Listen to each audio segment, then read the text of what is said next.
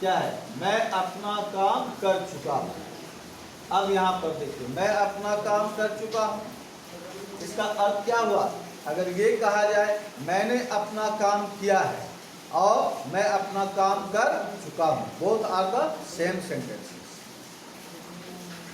There is no difference. क्योंकि यहाँ पर आपको मैंने लिखाया है कि जिस क्रिया के अंत में चुका है, चुकी है, चुके हो, या है, ये हो, सुना है, पढ़ा है, लिखा है, देखा है इत्यादि लगा रहे तो उसे हम प्रेजेंट परफेक्ट टेंस कहते हैं। तो यहाँ पर क्या है, मैं अपना काम कर चुका हूँ।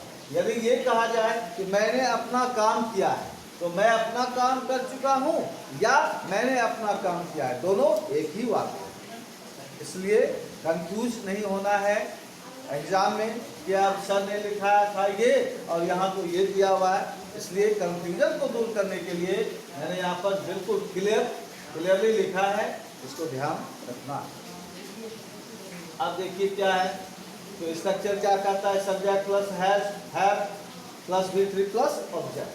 तो पहला सेंटेंस हमारा है यहाँ क्या, मैं अपना काम कर चुका हूँ या मैंने अपना काम किया है, दोनों एक ही है। तो आइए सबसे पहले स्ट्रक्चर हमारा क्या कहता है, सब्जेक्ट। तो इस वाक्य में सब्जेक्ट क्या है, मैं की इंग्लिश क्या होती है, आई के साथ हेल्पिंग वर्ब क्या लग जाएगा, है। क्या लग जाएगा, है। क्यों, आई क्या है, फर्स्ट पर्सन है और रूल हमारा क्या करता है कि फर्स्ट पर्सन आई भी के साथ क्या लगता है, हेल्पिंग वर्ब, हैव का प्रयोग होता है, हैव। तो आई के साथ हेल्पिंग वर्ब क्या लग जाएगा, हैव। तो यहाँ पर हैव है, तो यहाँ पर हमने लिखा हैव। अब हमारा स्ट्रक्चर क्या करता है, हैव के बाद V3 क्रिया का तीसरा रूप। अब इस वाक्य में खोजिए कि क्रिया कहाँ है, वर्ब कहाँ है, कर मतलब करना। वर्क मीन्स होता है काम और वर्क मीन्स काम करना भी होता है, लेकिन जब यहाँ कर लगा हुआ है तो कर को ही हम मेन वर्ब बनाएंगे, ठीक है। तो क्या है, मैं अपना काम कर चुका हूँ। तो सब्जेक्ट क्या है, क्या स्ट्रक्चर कहता है, सब्जेक्ट पहले लिखने के लिए, तो सब्जेक्ट हमारा क्या है, मैं की इंग्लिश क्या होती है, आई। उसके बाद आई के साथ हेल्पिंग वर्ब क्या लगाएंगे, हैव। तो हैव लग गया यहाँ। अब क्या करता है, क्रिया का तीसरा रूप। तो अब क्रिया क्या है, कर मतलब करना की इंग्लिश डू का तीसरा रूप क्या हो जाता है, डू डिड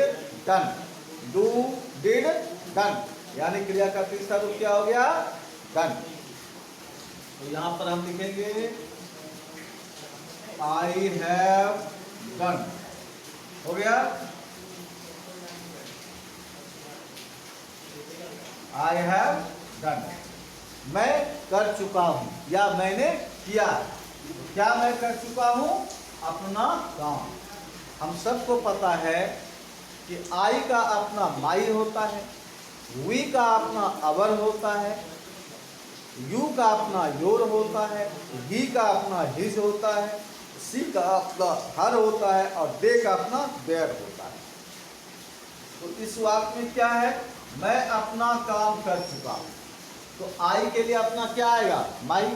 तो क्या है, आई हैव डन, मैं कर चुका हूं, क्या कर चुका हूं, अपना काम। तो यहां पर हम क्या लगाएंगे, माई।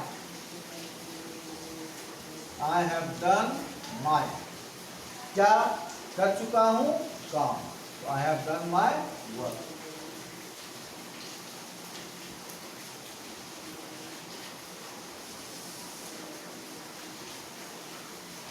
I have done my work हो गया, बन गया।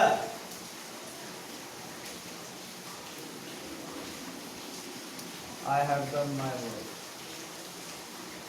फुल स्टॉप देना जरूरी है, क्योंकि जब किसी भी वाक्य के अंत में अगर हम फुल स्टॉप का प्रयोग करते हैं, पहले भी बतलाया गया, फर्स्ट ईयर में भी बतलाया गया है, पंक्चुएशन जब मैंने पढ़ाया था तो स्पष्ट उसमें मैंने बतलाया था कि फुल स्टॉप का प्रयोग वाक्य के अंत में किया जाता है।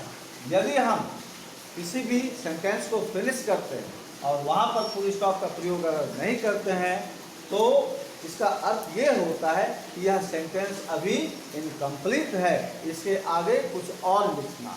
तो इसका मतलब ये हुआ जब सेंटेंस हमारा कंप्लीट हो जाए, फिनिश हो जाए, तो जरूर वहाँ पर फुल स्टॉप का प्रयोग करना चाहिए। अदरवाइज एग्जामिनर जो हैं आपके एग्जाम में देखेंगे कि अगर फुल स्टॉप नहीं है, कॉमा नहीं है, कैपिटल लेटर्स नहीं है, तो मार्क्स ऑलरेडी वो कट हो जाएंगे आपके। इसलिए ऑलवेज बी रिमेंबर पंक्चुएशन। ये हो गया, I have done my work, मैंने अपना काम किया है या मैं अपना काम कर चुका हूँ। अब आइए दूसरा क्या कहता है, दूसरा क्या है, हम लोगों ने अपना, अरे यहाँ थोड़ा मिस्टेक,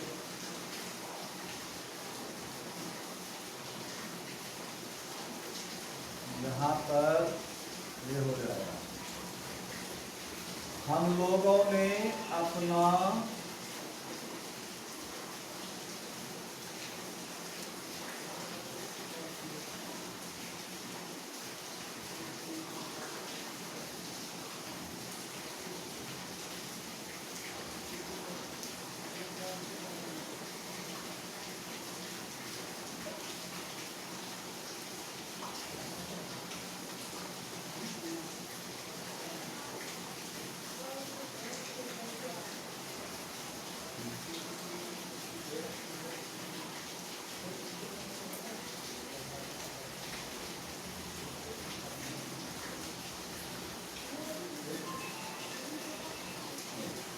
यहाँ क्या है, हम लोगों ने अपना काम किया है।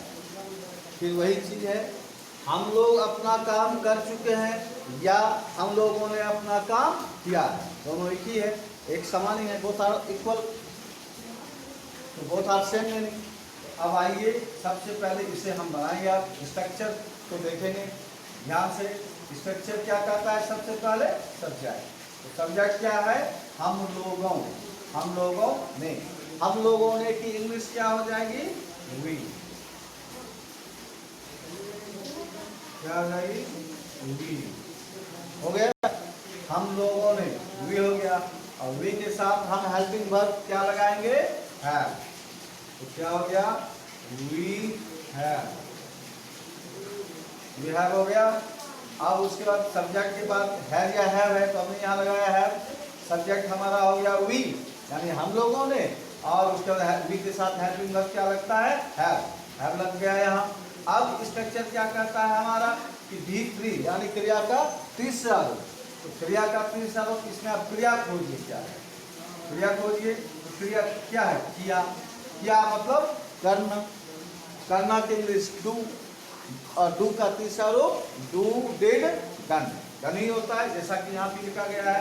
तो क्या हो जाएगा, we have done, we have done, और क्या है, हम लोगों ने अपना, तो अभी just I have told you कि वी का अपना अवर होता है, तो क्या है, we have done our work, बन गया, हम लोगों ने अपना काम किया है या हम लोग अपना काम कर चुके हैं। चलिए नेक्स्ट क्या है, उसने समाचार सुना है, उसने समाचार सुना है,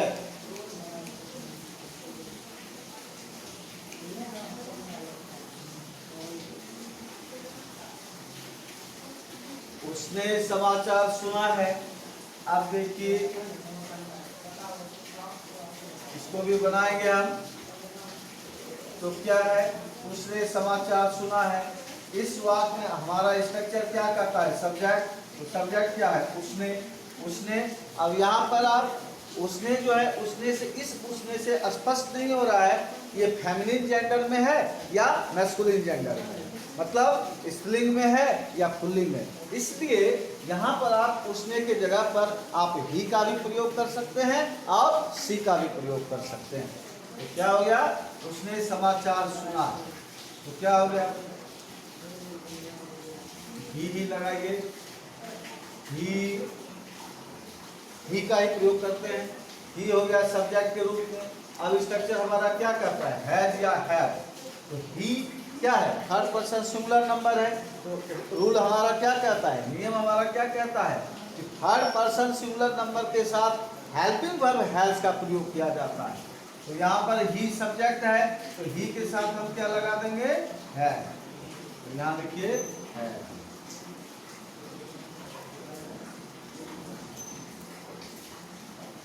क्या हो गया, ही है।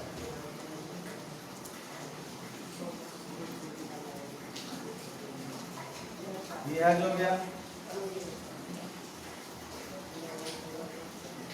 अब क्या है,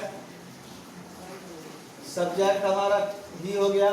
उसके बाद हैज या हैव लगाने के लिए करता है, हैज लगा लिया हमने। अब उसके बाद देखिए क्या करता है, क्रिया का तीसरा। अब इस वाक्य में क्रिया खोजिए क्या है। क्रिया क्या है, सुना। सुना मतलब सुनना। सुनना की इंग्लिश क्या होती है, सुनना की इंग्लिश हियर या तो लिसन, हियर या लिसन। तो यहाँ पर दोनों में से आप कोई एक यूज कर सकते हैं। तो हियर क्रिया का पहला रूप हुआ, हियर का दूसरा रूप क्या हो जाएगा, हियर्ड, और तीसरा रूप भी क्या होगा, हियर्ड, मतलब हियर, हियर्ड, हियर्ड। ठीक है, तो आइए ही हैज हियर्ड का ही यूज करते हैं।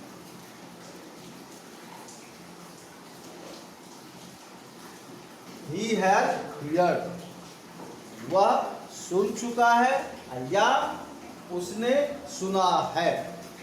यही मीनिंग हुआ, ही हैज हियर्ड, वह सुन चुका है या उसने सुना है, दोनों एक ही है। अब क्या सुना है, तो समाचार। क्या सुना है, तो समाचार सुना है। तो अब क्या करेंगे, अब यहाँ ही हैज हियर्ड, हमारा स्ट्रक्चर क्या कहता है, भी3 के बाद ऑब्जेक्ट लिखेंगे। तो इस वाक्य में ऑब्जेक्ट क्या हो गया, समाचार। प्रीपोजिशन मैंने फर्स्ट ईयर में पढ़ाया था, तो प्रीपोजिशन सॉरी आर्टिकल पढ़ाया था। आर्टिकल में समझाया गया था कि किसी भी समाचार पत्रों के नाम के आगे या समाचार यदि न्यूज लिखा रहे तो वहाँ उसके आगे हम द आर्टिकल का प्रयोग करते हैं। यदि किसी समाचार पत्र का नाम है, जैसे Hindustan times, the Hindustan times, नव भारत टाइम्स, द नव भारत टाइम्स, उसी तरह से समाचार की इंग्लिश न्यूज होती है। न्यूज के आगे हम द आर्टिकल का प्रयोग करते हैं। तो फिर यहाँ पर क्या करेंगे, तब हम ही हैज हियर्ड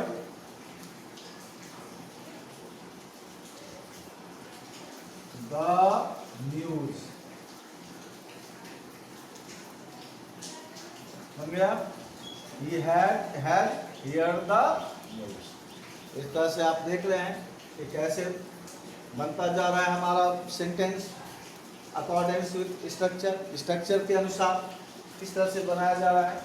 अब आगे क्या है, राधा ने गरीबों की सहायता की है। अगर यहाँ पर रहता कि राधा गरीबों की सहायता कर चुकी है, what differences between both of them, both sentences, as we know there is no difference between both of sentences. There are no differences between both of sentences, like जैसे राधा ने गरीबों की सहायता की है या राधा गरीबों की सहायता कर चुकी है, दोनों इससे एक ही समान वाक्य, एक ही वाक्य है, इसलिए यहाँ पर कंफ्यूजन की कोई बात नहीं है। अब आइए इसको हम लोग ट्रांसलेट करते हैं। तो सबसे पहले क्या कहता है स्ट्रक्चर हमारा, सब्जेक्ट। तो इस वाक्य में सब्जेक्ट क्या है, राधा। तो यहाँ पर हम क्या लिखेंगे, राधा।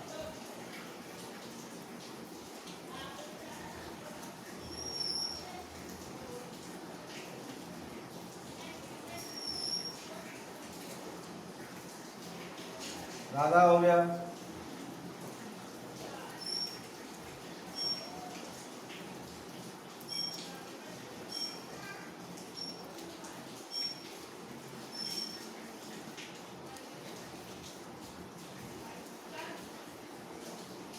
राधा हमारा सब्जेक्ट हो गया। अब क्या कहता है स्ट्रक्चर, हैज या हैव। अब आप